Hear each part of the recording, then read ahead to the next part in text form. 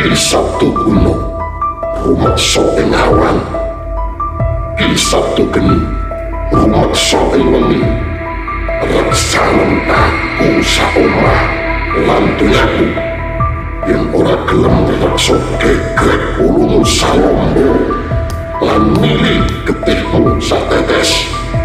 Ingsun aturake Allah kenal prasape cat Allah.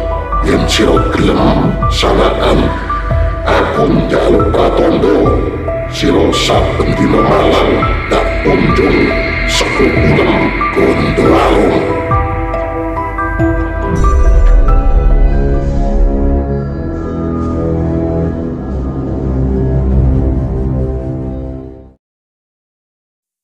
Bismillahirrahmanirrahim. Assalamualaikum warahmatullahi wabarakatuh. Rahayu. Saya doakan untuk sahabat Kitruno Pamungkas dimanapun Anda berada, selalu sehat, lancar rezeki, dan dimudahkan segala urusan. Jangan lupa subscribe, tekan tanda lonceng sebagai bentuk notifikasi.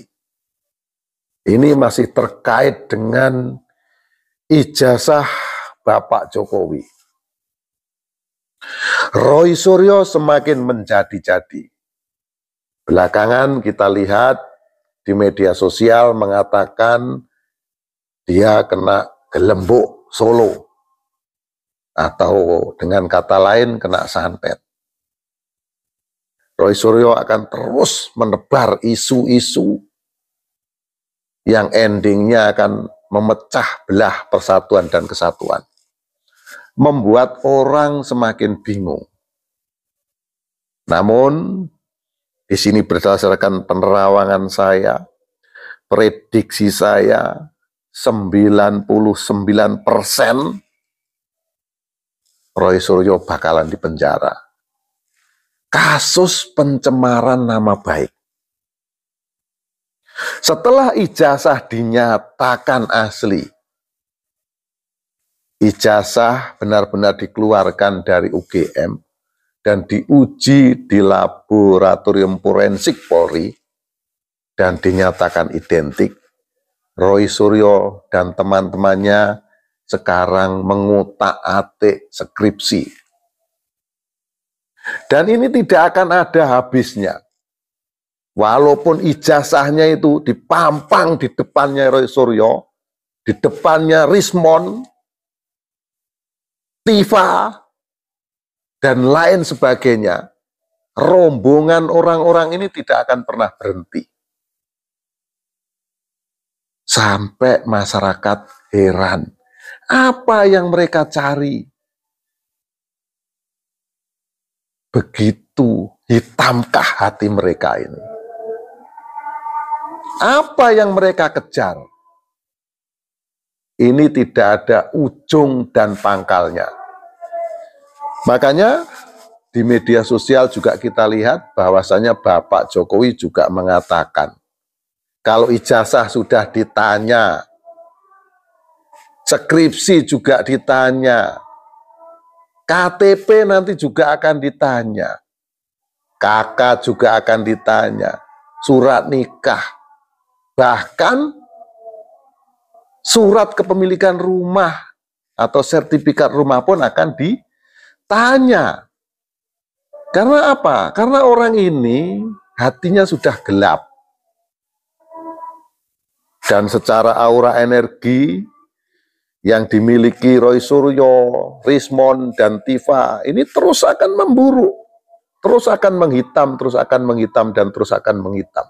Namun teman-teman juga pasti banyak tahu apa yang sudah dilakukan oleh Roy Suryo ini terus berkembang.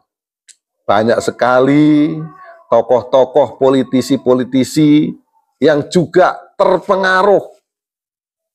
Akhirnya apa? Akhirnya ikutan komentar dengan hal ini. Ikut-ikutan sedikit mendukung Roy Suryo, namun tidak berani terang-terangan seperti Roy Suryo. Sedikit memojokkan Bapak Jokowi. Belakangan kita lihat dari partai, dulu partainya Bapak Jokowi, ya, Ini ada politisi ya, yang menyindir tentang usaha dari Ibu Iriana. Jadi semua yang terkait dengan Bapak Jokowi ini terus akan dikotak-atik sebelum rombongan orang-orang ini benar-benar 100% masuk ke penjara, teman-teman. Jadi ini tidak ada habis-habisnya. Untuk masyarakat Indonesia tentunya bisa memahami, tentunya bisa melihat apa yang terjadi di negara kita saat ini. Walaupun ijazah itu sekali lagi ditunjukkan di depan mata, bahkan ditempel di mukanya Roy Suryo pun, ini tidak akan menjawab apa yang ditanya Roy Suryo. Karena tujuan Roy Suryo bukan itu. Tujuannya adalah untuk mengacaukan, memecah belah negeri ini. Memprovokasi, membuat narasi-narasi yang nggak karu-karuan. UGM sudah mengatakan mengeluarkan ijazah. UGM sudah menunjukkan bukti pendaftaran dari Bapak Jokowi. Juga ada bukti pembayarannya. Di sini dari Polri juga sudah mencari, meneliti, menelisik, dan akhirnya menyimpulkan bahwa ijazah Bapak Jokowi ini asli dan sah dikeluarkan oleh UGM. Namun apa yang terjadi? Nggak ada endingnya, nggak ada penyelesaiannya. Justru semakin menjadi-jadi tuduhan-tuduhan macam-macam tentang hal-hal yang sifatnya mistik itu juga dituduhkan oleh Roy Suryo. Namun yang ini tidak begitu ditanggapi, yaitu terasa atau merasa ada serangan gelembuk Solo. Itu bahasa santet, tenung atau teluh, teman-teman. Jadi dalam hal ini sebetulnya itu yang memahami hal ini adalah ranah saya. Nggak ada kejadian-kejadian supranatural yang terjadi, tidak ada. Ini hanya omongan-omongan ngawur dari Roy Suryo. Jadi tidak lama lagi, saya rasa ini hanya memakan waktu ya kurang lebih 1 atau 1,5 bulan, persoalan ini nanti bakalan kelar dan terang benderang. Semuanya akan terungkap. Siapa yang mendanai, terus kenapa kalau memang tidak ada dana yang dia terima, yang Roy Suryo dan kawan-kawan terima, dia tersinggung. Dia mulai bingung saat Ngabalin mengatakan ada dananya. Karena selama 10 tahun orang-orang ini ngoprek-ngoprek masalah ijazah ini. Ya wajar saja, semua orang akan berpikir demikian. Semua orang pasti berpikir demikian. Mereka tidak bekerja, hanya ngurusi ijazah. Tiap hari ngomong sana, ngomong sini, ngomong sana, ngomong sini. Dan benar yang disampaikan oleh Bapak, siapa namanya saya tidak ingat ya, penasihat dari Polri, bahwa ini akan banyak sekali orang-orang yang terseret dan masuk penjara gara-gara Roy Suryo ini. Ya, orang-orang yang mempodcast Roy Suryo dan kawan-kawan ini saya yakin juga bakal terciduk. Orang-orang yang sudah membuat resah di negeri ini, provokasi-provokasi ini pasti akan ditangkap.